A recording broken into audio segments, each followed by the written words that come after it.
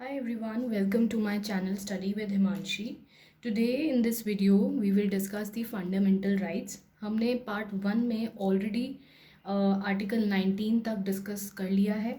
अब हम जो रिमेनिंग फंडामेंटल राइट्स है वो इस वीडियो में कवर करेंगे. So let's begin.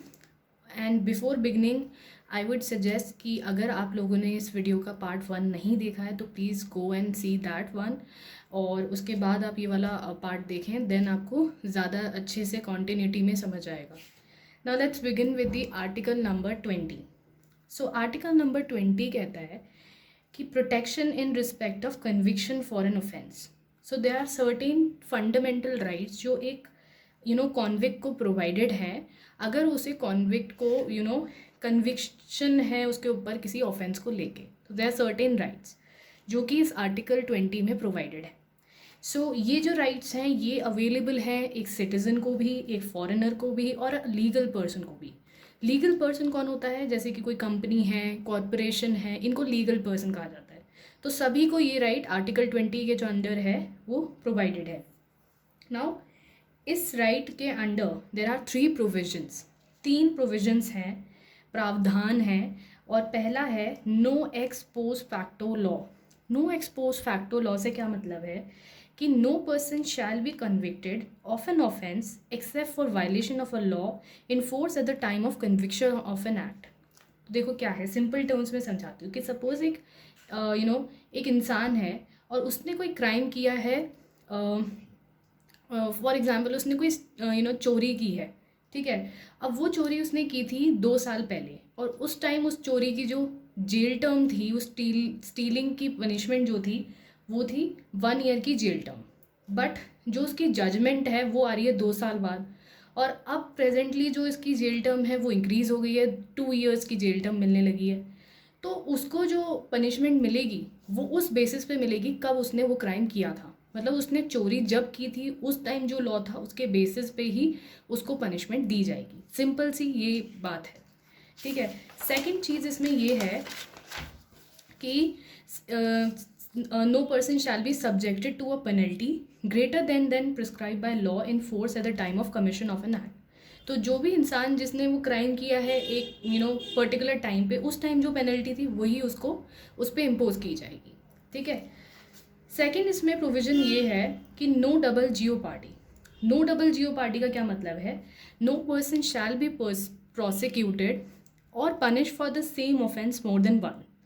एक इंसान को एक ही ऑफेंस के लिए एक से ज़्यादा बार उसको पनिशमेंट नहीं दी जाएगी, ठीक है. बट यहाँ पे एक exception, there are certain exception की ये जो नो डबल जियो पार्टी का जो प्रोविज़न है ये सिर्फ एप्लीकेबल है before a court of law या जुडिशियल ट्रिब्यूनल के केस में, ठीक है. So this provision is applicable before a court of law या जुडिशियल ट्रिब्यूनल के केस में. एडमिनिस्ट्रेटिव ट्रिब्यूनल्स में ये एप्लीकेबल नहीं है, ठीक है. वहाँ पे आपको एक ही एक्ट के लिए 2 बार पनिशमेंट भी दी जा सकती है. थर्ड है नो सेल्फ इंक्रिमिनेशन. मतलब कि किसी इंसान को खुद के खिलाफ ही उसको गवाही देने के लिए मजबूर नहीं किया जाएगा. सो ये वाला जो प्रोविज़न है ये एप्लीकेबल है सिर्फ क्रिमिनल प्रोसीडिंग्स में. बट हाँ, अगर कोई सिविल केसेस हैं, जैसे कि किसी ने टैक्स नहीं दिया है, टैक्स की चोरी की है, तो वहाँ पर तो ही हैज़ टू से ही हैज़ टू बी उसको खुद ही मानना पड़ेगा कि ही हैज़ डन दैट, ठीक है. वहाँ पे तो कुछ ऐसा है नहीं. तो ex post facto law impose करता है पेनल्टी रेट्रोस्पेक्टिवली. आर्टिकल 20 क्या कहता है? Only for criminal laws, not for civil laws और टैक्स लॉज, ठीक है. तो एक्स पोस्ट फैक्टो लॉ में जब पेनल्टी जो है वो रिट्रोस्पेक्टिवली इम्पोज की जाती है जब वो क्राइम हो चुका है, और ये सिर्फ क्रिमिनल केसेस के लिए है, सिविल केसेस के लिए नहीं है, ठीक है. Then comes the article number 21. Article number 21 is related to the, very important article है ये, सबसे important article. It is related to the protection of life and personal liberty. It declares that no person shall be deprived of his life or personal liberty except according to the procedure established by the law. कि किसी भी इंसान को, किसी भी minded no person, whether is a foreigner whether is a citizen, he shall not be deprived of his life or personal liberty except in accordance with the procedure established by the law. So this is available to both citizens and non citizens. गोपालन case में 1950 का ये कहा गया था कि supreme court ने इस केस में बहुत नैरो इंटरप्रिटेशन किया था आर्टिकल 21 का. उन्होंने ये कहा था कि जो प्रोटेक्शन है अंडर आर्टिकल 21 वो सिर्फ अवेलेबल है आर्बिट्ररी एग्जीक्यूटिव एक्शन के खिलाफ and not from the arbitrary legislative action. मतलब लॉ भी कोई भी ऐसा लाया जा सकता है जिससे किसी इंसान की लाइफ ली जा सकती है. तो दिस मीन्स दैट स्टेट जो है डिप्राइव कर सकती है right to life and personal liberty of a person based on a law. तो ये नैरो इंटरप्रिटेशन लिया गया था. तो this is because of the expression जो यहाँ पे यूज़ हुआ है procedure establish by the law. मतलब लॉ से you can bring a law to take the life of a person. अगर कोई पर्सन कुछ ऐसा क्राइम करता है तो you can take a life of a person. ठीक है, इस वजह से ये नैरो इंटरप्रिटेशन लिया गया गोपालन केस 1950 में. इसके बाद मेनका केस आया 1978 में. मेनका केस जो देखो ये जो procedure establish by the law है ये जापानीज़ कॉन्स्टिट्यूशन से प्रोविज़न लिया गया है. हमारे कॉन्स्टिट्यूशन में बहुत सारे फॉरेन नेशंस के जो कॉन्स्टिट्यूशन है उनसे प्रोविजंस लिए गए हैं. ठीक है, तो ये जो प्रोविज़न है ये जापानीज़ कॉन्स्टिट्यूशन से इंस्पायर्ड है. नाउ मेनका केस आया 1978 में. इसमें सुप्रीम कोर्ट ने जो अपनी पहली जजमेंट थी गोपालन केस की उसको ओवर रूल किया और यहाँ पे इन्होंने इस जो आर्टिकल है इसका बहुत वाइडर इंटरप्रिटेशन किया. ठीक है, इन्होंने क्या बोला कि right to life and personal liberty of a person can be deprive by the law provided the procedure prescribe by the law is reasonable fair and just.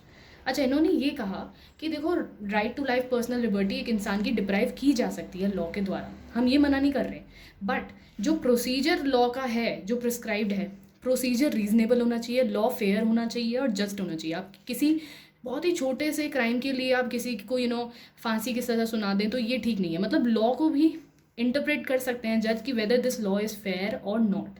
ठीक है, अगर किसी ने बहुत ही हीनियस क्राइम किया है then you can bring a law to take the life of a person. तो ये इन्होंने बोला, तो ये थोड़ा वाइडर इंटरप्रिटेशन था. तो इन अदर वर्ड्स यहाँ पे जो कोर्ट ने क्या किया, इंट्रोड्यूस कर दिया एक अमेरिकन एक्सप्रेशन है due process of the law.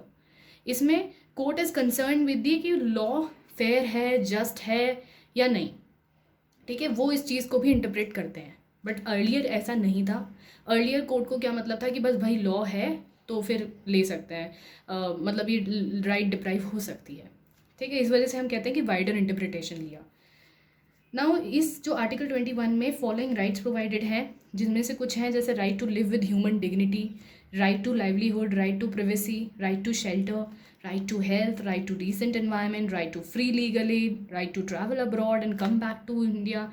जो हमने देखा था ना कि इंटरनल मूवमेंट की राइट तो आर्टिकल 19 में प्रोवाइड थी, बट एक्सटर्नल मूवमेंट की कि आप बाहर अब्रॉड जाओ और वापस आपको अपनी कंट्री में आने की जो राइट प्रोवाइडेड है वो आर्टिकल 21 में कवर होती है.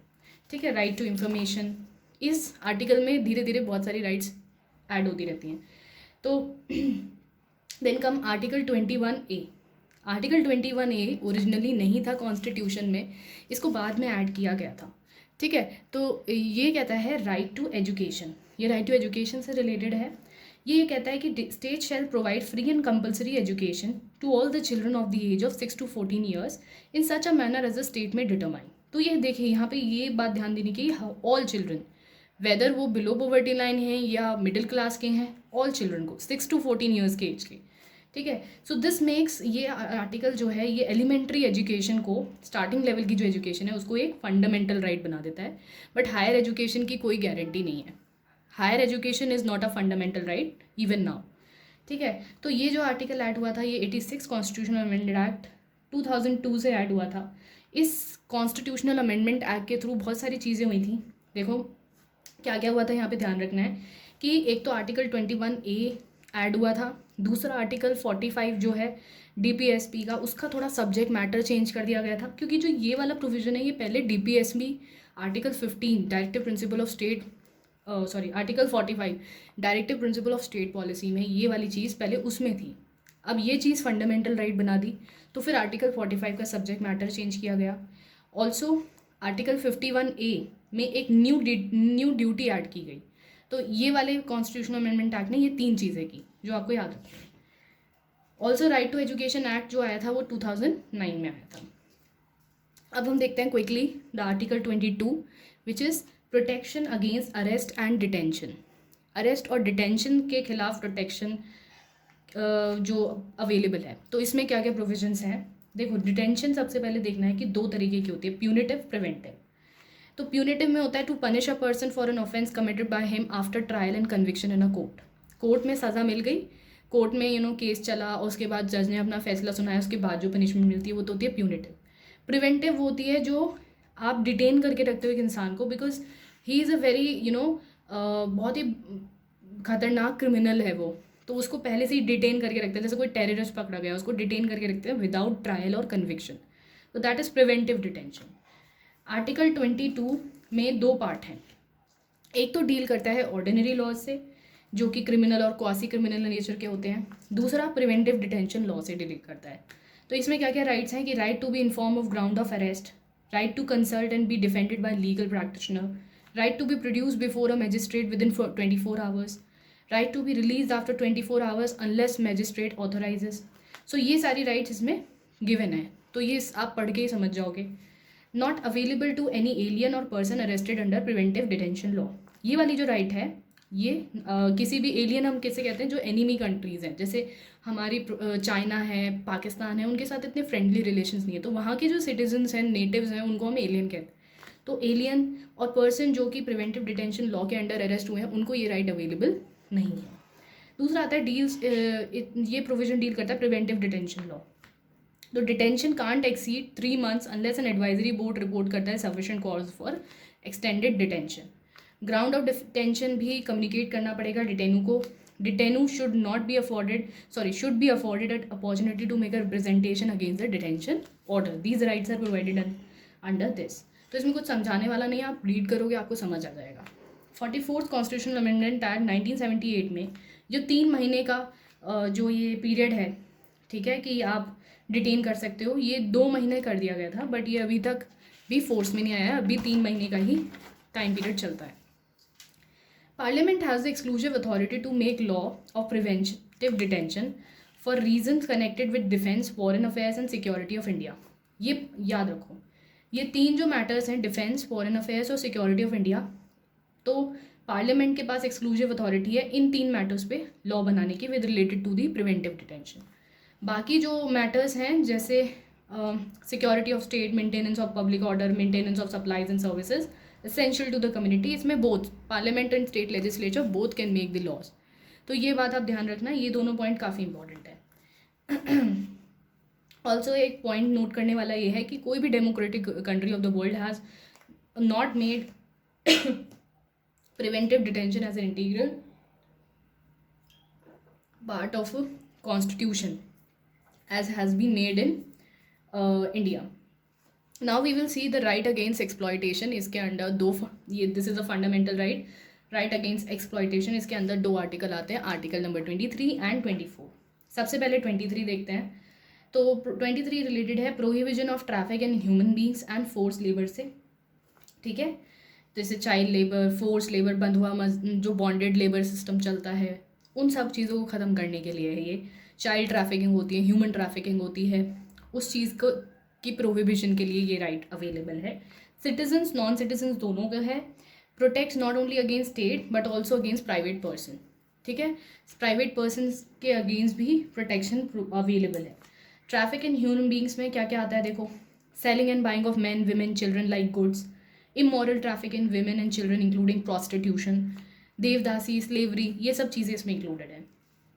आर्टिकल 24 है prohibition of employment of children in factories and factories etcetera, ठीक है, तो फैक्ट्रीज में चिल्ड्रन का चाइल्ड लेबर नहीं करा सकते, ये बेसिकली उससे ही रिलेटेड है। So it does not prohibit there employment in any harmless और इनोसेंट वर्क। तो जो बच्चे 14 साल से कम की एज के हैं उनको फैक्ट्रीज वगैरह में आप एम्प्लॉय नहीं कर सकते। 2006 में गवर्नमेंट ने बैन कर दिया था employment of children as domestic servants और वर्कर्स ऑल्सो, ठीक है, this was done in 2006।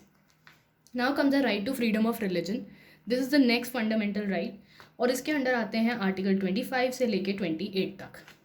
25 article क्या कहता है, freedom of conscience and free profession, practice and propagation of religion, तो this is basically related to the religion, कि हर इंसान को फ्रीडम है कि वो कौन सा रिलीजन मानना चाहता है, कौन सा रिलीजन वो प्रोफेस करना चाहता है, प्रैक्टिस करना चाहता है, प्रोपोगेट करना चाहता है, ठीक है। तो it covers not only religious beliefs जैसे doctrines but also religious practices, rituals वगैरह भी इसमें कवर्ड है। It is available to all the person, citizens को भी और नॉन सिटीजन्स को भी। These rights are subjected to public order. देखो ये कुछ एक्सेप्शंस हैं, ठीक है, कि पब्लिक ऑर्डर, मोरालिटी, हेल्थ और अदर प्रोविजंस को लुक आफ्टर करने के लिए यहाँ पे कुछ एग्जेम्पशंस लगाए जा सकते हैं इस राइट के ऊपर भी। फिर आता है आर्टिकल नंबर 26 जो कहता है freedom to manage religious affairs. हर इंसान के पास अपनी फ्रीडम है अपने रिलीजियस अफेयर्स को मैनेज करने की। इसमें आता है right to establish maintain institution for religious and charitable purposes, right to manage its own affairs in matters of religion, right to own and acquire movable immovable property, right to administer such property in accordance with the law। तो ये सारी rights इसमें आती हैं। और यहाँ पे भी कुछ एग्जेम्पशंस हैं जैसे पब्लिक ऑर्डर, मोरालिटी, हेल्थ, तो ये they are subjected to this. तो कुछ कंट्रोल्स, रिस्ट्रिक्शंस लगाए जा सकते हैं इन 3 बेसिस पे। Supreme Court held that religious domination, यहाँ पे सुप्रीम कोर्ट ने कहा था रिलीजियस डिनोमिनेशन को 3 कंडीशन सेटिस्फाई करनी होगी to be called as a religious denomination. वो ये है कि it should be a collection of individuals जिनका एक सिस्टम ऑफ बिलीव और डॉक्ट्रिन है, ठीक है। They should have a common organisation and they should be designated by a distinctive name. ये 3 कंडीशन सुप्रीम कोर्ट ने बोली थी। आर्टिकल नंबर 27 आता है अब freedom from taxation for promotion of a religion.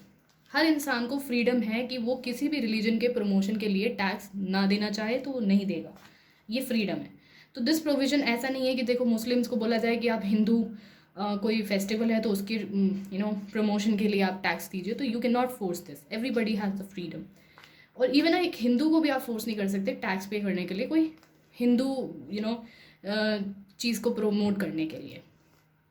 So this provision prohibits the state from favouring, patronising and supporting one religion over the other, क्योंकि हमारे जो इंडिया है वो एक सेक्युलर नेशन है। This means that taxes can be use for promotion और maintenance of all religions but not a single religion. It prohibits only levy of a tax, और fee का कोई प्रोहिबिशन नहीं है।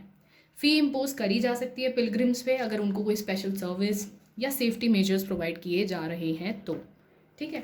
अब आता है article number 28, freedom from attending religious instructions. So no religious instruction in any education institution shall be provided which is wholly maintained out of state funds। जो government के फंड से कोई भी एजुकेशनल इंस्टीट्यूशन चलता है वहाँ पे कोई भी रिलीजियस इंस्ट्रक्शन नहीं प्रोवाइड किया जाएगा, बिकॉज हर रिलीजन के बच्चे वहाँ पे पढ़ने आते हैं, तो और आप एक ही रिलीजियस इंस्ट्रक्शन वहाँ पे प्रोवाइड कर रहे हो तो that is wrong. And it distinguishes 4 types of educational institutions. 4 तरीके के एजुकेशनल इंस्टीट्यूशन होते हैं। एक जो पूरी तरीके से स्टेट मेंटेन करती है, गवर्नमेंट स्कूल्स एंड ऑल। एक जो कि एडमिनिस्टर स्टेट करती है बट वो स्टैब्लिश हुए थे अंडर कोई ट्रस्ट या एंडोमेंट, जैसे कोई भी ट्रस्ट वगैरह, चैरिटेबल ट्रस्ट एंड ऑल, उनके अंडर वो स्टैब्लिश हुए थे।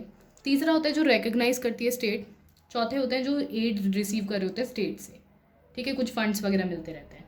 तो ये जो लास्ट 2 कैटेगरीज हैं यहाँ पे रिलीजियस इंस्ट्रक्शन जो है परमिटेड है पर वॉलेंट्री बेसिस पे, और यहाँ पे जो है सेकेंड वाले केस में रिलीजियस इंस्ट्रक्शंस परमिटेड है क्योंकि कोई रिलीजियस ट्रस्ट वगैरह ही इस इंस्टीट्यूशन को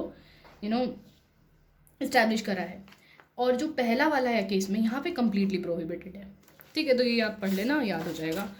देन आ जाता है आपका the last fundamental, sorry not the last, it is cultural and educational rights. इसमें 2 राइट्स आती हैं, आर्टिकल नंबर 29 एंड 30।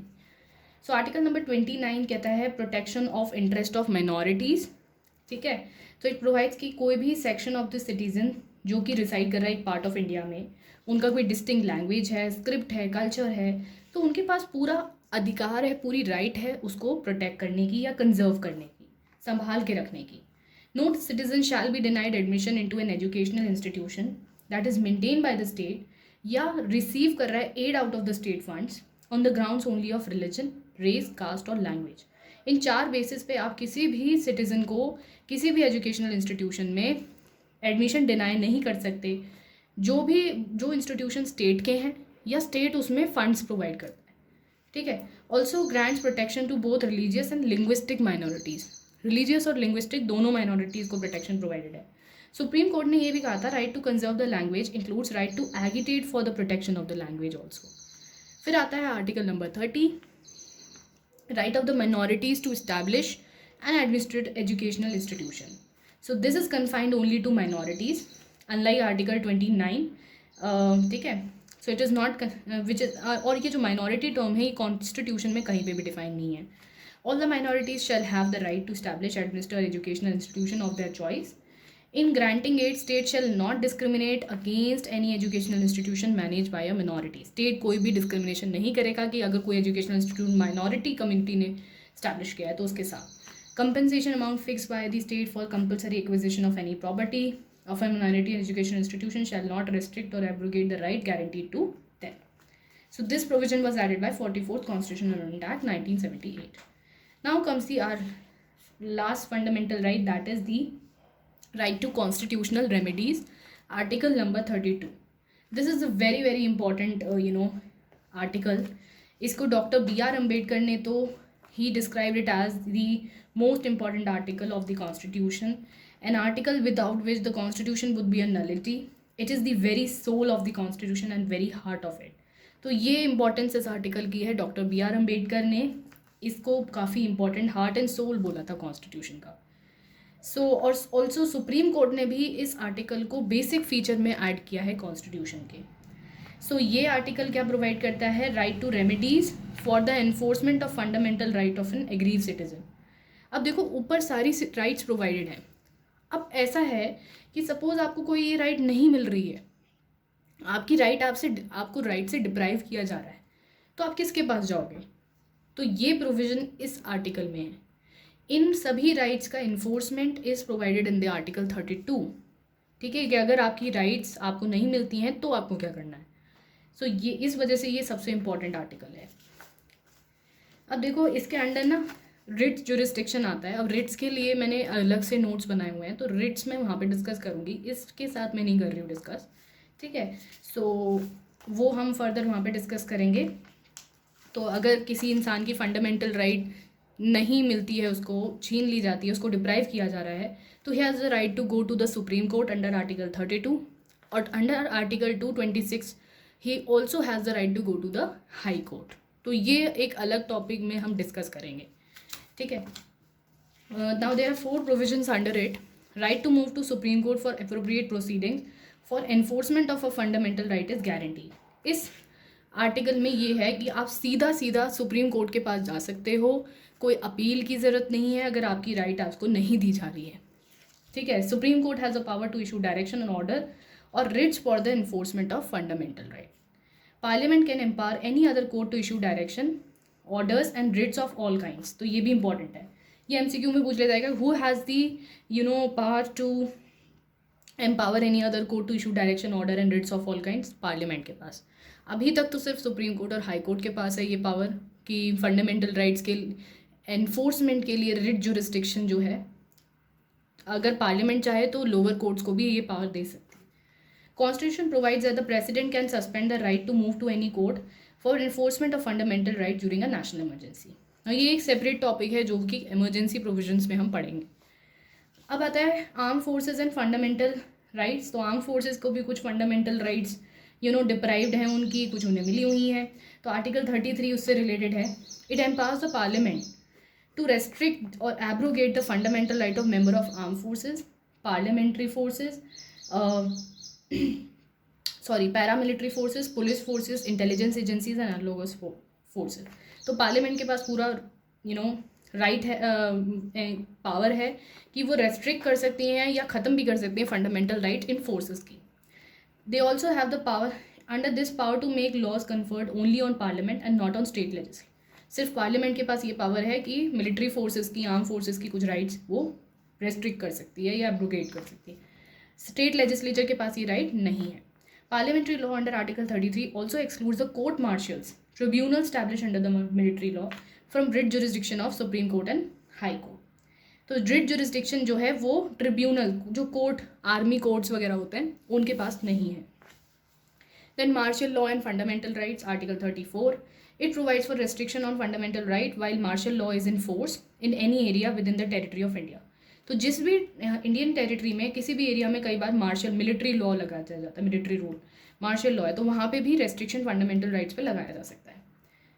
तो मार्शल लॉ क्या है? Military rule. और ये यहाँ पे आप देख लो कि इसकी डेफिनेशन भी प्रोवाइडेड है. It refers to the situation जहाँ पे civil administration and run by the military authorities according to their own rules and regulation framed outside the ordinary law.